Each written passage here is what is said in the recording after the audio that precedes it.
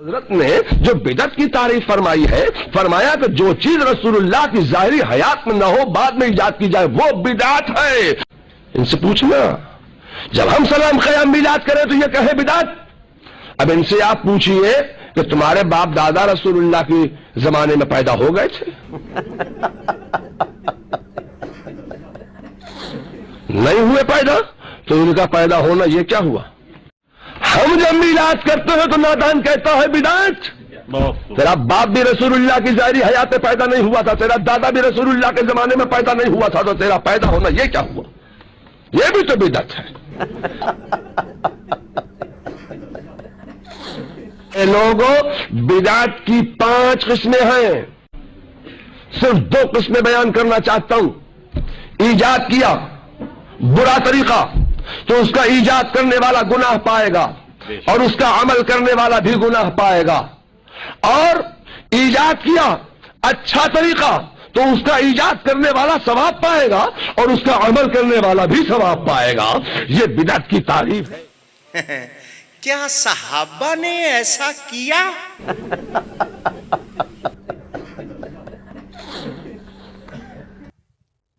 بریانی کس صحابی نے کھائی تھی؟ اپنی بریانی ثابت کرو بخاری سے، پراٹھے قورمے ثابت کرو، پیزے ثابت کرو۔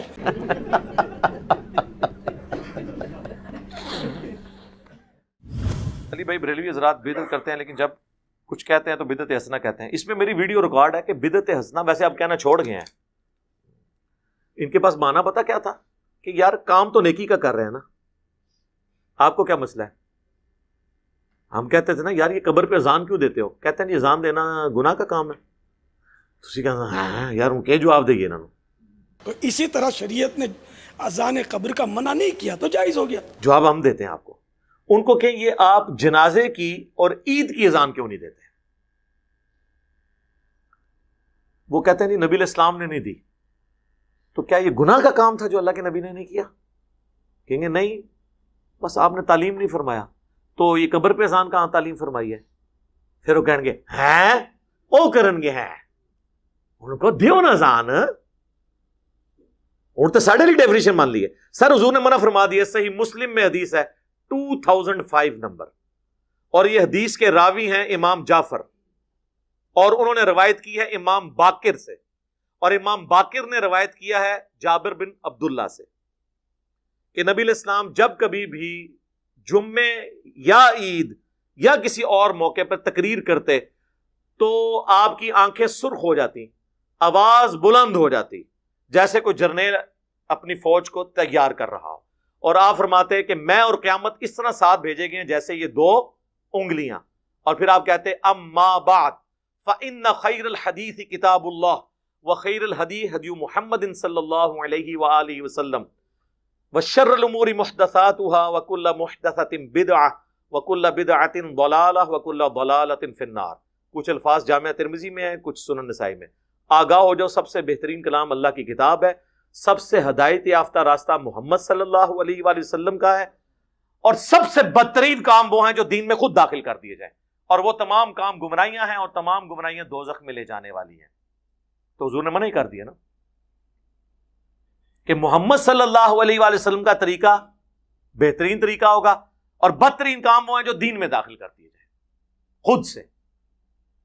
بخاری مسلم دونوں میں حدیث ہے من احدث فی امرنا ھذا فہو رد، جس نے میرے تعلیم کی بھی چیز میں کوئی چیز بدل دی یا اس میں چیز داخل کی وہ مردود ہے۔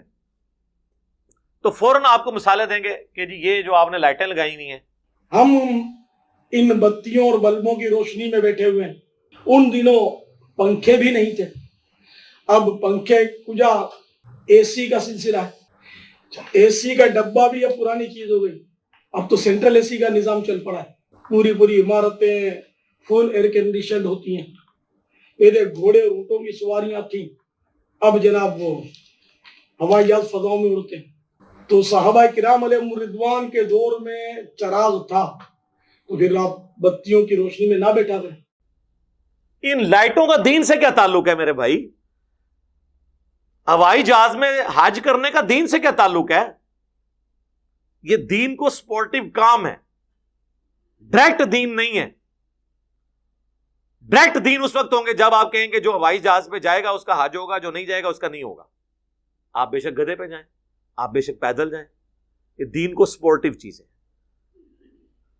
کیمرے میں ریکارڈنگ دین کو سپورٹیو چیز ہے. نماز پڑھتے ہوئے کوئی کہتا ہے اوپر اس قالین کے اور سامنے اس اے سی شریف کے، کہتا ہے، اور نیچے سیلنگ شریف کے اور منہ طرف خانہ کعبہ شریف کے، یہ کو کہتا ہے؟ تو یہ دین نہیں ہے، دین کو سپورٹیو چیز ہے. تو حضور نے ان چیزوں سے تو منع نہیں کرنا تھا نا. وہ تو قرآن میں آیا کہ اپنے گھوڑے تیار رکھو، سورۃ الانفال میں آیا کہ اپنے گھوڑے تیار رکھو جنگ کے لیے. تو آج کے دور میں جب آپ یہ بات کریں گے تو اس سے مراد یہ ہوگا کہ آپ نے لیٹسٹ اسلحہ تیار رکھنا ہے، یہ تو نہیں گھوڑے تیار رکھنے ہیں. وہ تو جنرل بات ہوتی. تو یہ تمام چیزیں ہیں دین کو سپورٹنگ. اس کے بارے میں الگ حدیث ہے، وہ صحیح مسلم میں ہے کہ جس نے اسلام میں اچھا طریقہ جاری کیا، جتنے لوگ اس پہ عمل کریں گے اس کا ثواب اسے ملے گا، اور جو عمل کر رہے ہوں گے ان کے عمل میں بھی کمی نہیں ہوگی، اور جو اسلام میں برا طریقہ جاری کرے گا اس کا وبال اس پہ ہوگا. اور انہوں نے وہ الفاظ ہیں سنتن حسنتن، بدعت حسنہ نہیں ہے، سنت حسنہ ہے. اور وہ حدیث پوری بیان کریں تو آپ کا مسئلہ بھی حل ہو جائے گا. پوری حدیث یوں ہے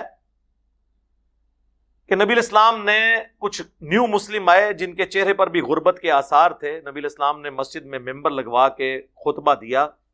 آپ نے پھر قرآن پاک کی مختلف آیات تلاوت کی جن میں صدقہ اور خیرات کی ترغیب دلائی گئی. اینڈ پہ آپ نے کہا کہ اللہ کی راہ میں صدقہ کرو. ایک انصاری اپنے گھر گئے اور وہ اپنے گھر سے کافی سارا سامان ایک تھیلے میں اکٹھا کر کے، اور صحابہ کرام کہتے ہیں کہ وہ بڑی مشکل سے اس کو اٹھا کے لایا، گھسٹتا ہوا لا کے مسجد کے صحن میں رکھا. تو حضور علیہ السلام کا چہرہ مبارک اس طرح چمک اٹھا جس طرح کے سورج اور سونا، کیونکہ اس کی وجہ سے باقیوں کو بھی جیب ڈھیلی کرنے کی ترغیب ملی. پھر ایک اٹھا، دوسرا اٹھا، لا کے مسجد میں ڈھیر لگ گیا. حضور خوش ہو گئے. تو آپ نے فرمایا جس نے اسلام میں اچھا طریقہ جاری کیا، یعنی اچھا طریقہ کس نے؟ اس انصاری صحابی نے جو بارش کا پہلا قطرہ بنا. یہ آدھی حدیث لے کے اچھا طریقہ اور اسے پکڑ کے جو ہے وہ اپنے 12 ربیع الاول کے جلوس، کوئی اپنے 10 محرم کے جلوس، کوئی اپنے 1 محرم کے جلوس حلال کرنے شروع کر دیتا ہے. خدا کے لیے یہ طریقے کی بات. پھر کوئی جو ہے وہ حضرت عثمان کی مثال دیں گے. جی صحیح بخاری میں حضرت عثمان نے جمعے کی دوسری اذان شروع کروائی. دور عثمان غنی رضی اللہ تعالی عنہ میں پہلی جمعے کی پہلی اذان، یاد رکھیں مذہب اسلام میں اگر دیکھا جائے، اور سرکار کے دور میں صدیق اکبر عمر فاروق رضی اللہ تعالی عنہما کے دور میں صرف جمعے کی ایک اذان ہوتی تھی جو اذان ثانی کہلاتی ہے، جو خطبے سے بالکل تھوڑی دیر پہلے ہوتی ہے. یہ پہلی اذان کی ایجاد حضرت عثمان غنی رضی اللہ تعالی عنہ نے کی تھی. سر کدھر نہیں لکھا، بخاری شریف کھول کے پڑھو. وہ دوسری اذان ان ایڈیشن ٹو 1 نہیں تھی، وہ 1 کے پیرلل 1 تھی، جیسے مکبرین ہوتے ہیں. وہ الفاظ ہیں بخاری میں کہ حضرت عثمان غنی رضی اللہ تعالیٰ عنہ نے مدینے کے بازار میں ایک اذان شروع کروائی، کیونکہ بازار تک آواز نہیں جاتی تھی. مسجد میں 2 اذانیں نہیں حضرت عثمان نے شروع کروائی، جس طرح ہمارے بریلوی اور دیوبندی کرتے ہیں اور مثال دیتے ہیں حضرت عثمان کی. حضرت عثمان نے مسجد نبی میں 2 اذانیں نہیں دی، ایک ہی اذان دی، جس طرح اہل حدیث دیتے ہیں. یار بخاری شریف آپ خود تو پڑھ کے دیکھیں. میرے ابا جی جب وہ نئے نئے اس طرف آ رہے تھے نا، ظاہر ہے وہ تو کٹر بریلوی رہے، کوئی میلاد کی محفل نہیں ہوتی تھی جس میں وہ معنی خصوصی نہ ہو. تو ایک دفعہ جمعے کی دوسری اذان کی بات ہوئی، میں نے بریلویوں کی بخاری اٹھا کے ان کے سامنے رکھی. میں نے کہا یہ ذرا پڑھے نا، حضرت عثمان نے یہ جو دوسری اذان ہے یہ تو شروع کروائی تھی بازار میں، جس کا ایکویلنٹ آج کے دور میں سپیکر ہے کہ بازار تک آواز جا رہی ہے. یا جس سے زیادہ شوق ہے بازار میں اذان دے، مسجد میں 2 اذانیں کس بات کی؟ تو میرے ابو کہنے لگے یار اس معاملے میں بھی انہوں نے ہمیں دھوکہ دیا ہے. ہمیں تو پوری زندگی اہل حدیثوں کے خلاف کرتے تھے کہ حضرت عثمان دی دوسری اذان نہیں مندے. وہ حضرت عثمان لی اذان ہوئے تھے اہل حدیث مندے نا. میں کو اہل حدیث کا یہاں پہ سپورٹر نہیں بیٹھا ہوں، جو سچی بات ہے میں اس میں سپورٹ کرتا ہوں. سعودیہ میں ہوتی ہیں، سعودیہ میں چھوڑ کے کعبے کے اندر بھی ہو رہی ہوں، کیا فرق پڑتا ہے؟ کعبے میں ان کو 2 جمعے کی اذانیں نظر آ رہی ہیں، تو کعبے کے اندر جو 5 وقت اکیری اقامت ہوتی ہے وہ نہیں نظر آتی، اونچی آمین نہیں نظر آتی، رفع الیدین نہیں نظر آتا. دو چیزیں ہی نظر آتی ہیں، ایک 20 تراویح، اور وہ بھی صرف مکہ مدینے کی 2 مسجدوں میں، باقی پورے سعودیہ میں 8، مکہ یونیورسٹی میں ام القرآن میں بھی 8، مدینہ یونیورسٹی میں بھی 8، ایون باب العمرہ خانہ کعبہ شریف کے بالکل ساتھ جو اس کا دروازہ ہے نا باب العمرہ، اس کے باہر ایک چھوٹی سی مسجد ہے، وہاں بھی 8 تراویح ہوتی ہے. اور یہ تو انفیوں کی وجہ سے انہوں نے وہ بھی 2 امام مقرر کر کے 10+10 کی ہوئی تھی. یہ دلیل تو نہیں، دلیل تو کتاب و سنت ہے میرے بھائی، کتاب و سنت. کبھی کوئی مثال دے دیں گے، کبھی وہ کہیں گے جی حضرت عمر نے تراویح کی جماعت شروع کروائی تو اس میں کہا کتنی اچھی بدعت ہے. دین یا دنیا میں کوئی بھی نیا کام ایسا ایجاد کیا جائے جو دین کی تقویت و ترقی کے لیے ہو، لوگوں کو دین کی طرف مائل کرنے کے لیے ہو، اگرچہ اس کے پہلے مثال، اس کی کوئی پہلی مثال یا اس کا کوئی نمونہ پہلے موجود نہ ہو، اسے بدعت حسنہ کہا جائے گا.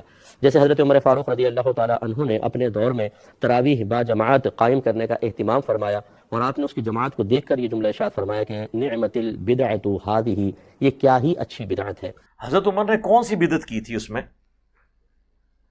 وہ تو بخاری مسلم میں اما عائشہ کا قول موجود ہے سلام اللہ علیہا کہ نبی الاسلام کے مبارک زمانے میں نبی الاسلام اہتمام 3 دن آپ نے کیا، اس کے بعد جب لوگوں کا رش ہوا تو آپ نہیں نکلے حجرے سے، اور صبح فجر کے وقت نکلے اور فرمایا مجھے خدشہ ہے کہ تم پہ کہیں فرض نہ کر دی جائے، اس لیے میں نے گھر میں پڑھی، تم اپنے گھروں میں ہی نماز ادا کر لیا کرو تراویح کی تاکہ فرض نہ ہو.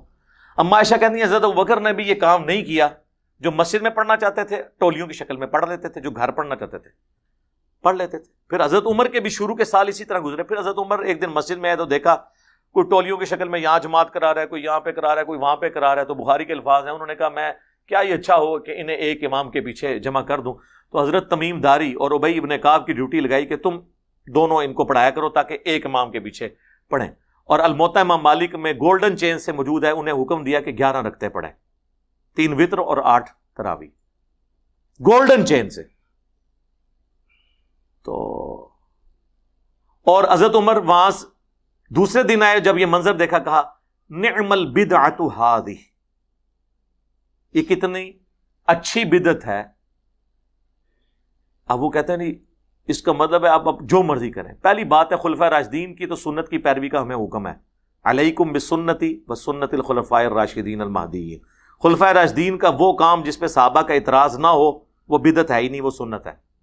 ہاں جب صحابہ اعتراض کریں وہ اپنا ڈسین بدل لیں وہ الگ بات. اس سے بابوں کی بدعتیں کہاں سے ثابت ہوئی؟ دوسرا یہ بدعت انہوں نے اصطلاحی معنوں میں نہیں کہا، جو دین کی اصطلاح، یہ لغت کے معنوں میں، سنت کو رینیو کرنے کے معنوں میں. بدعت تو تب ہونا جب نبی علیہ السلام یہ کام نہ کرتے ہو. حضور نے 3 دن تو تراویح جماعت سے پڑھی نا، تو تراویح جماعت سے پڑھنا کیا ہوا؟ سنت. حضور نے زندگی میں کوئی ایک دفعہ بھی کام کیا اور اس سے منع نہیں فرمایا وہ کوئی شخص روزانہ کرے. کیا حضور علیہ السلام ہر وقت پگڑی باندھتے تھے؟ روزانہ پگڑی میں ہی نماز پڑھاتے تھے.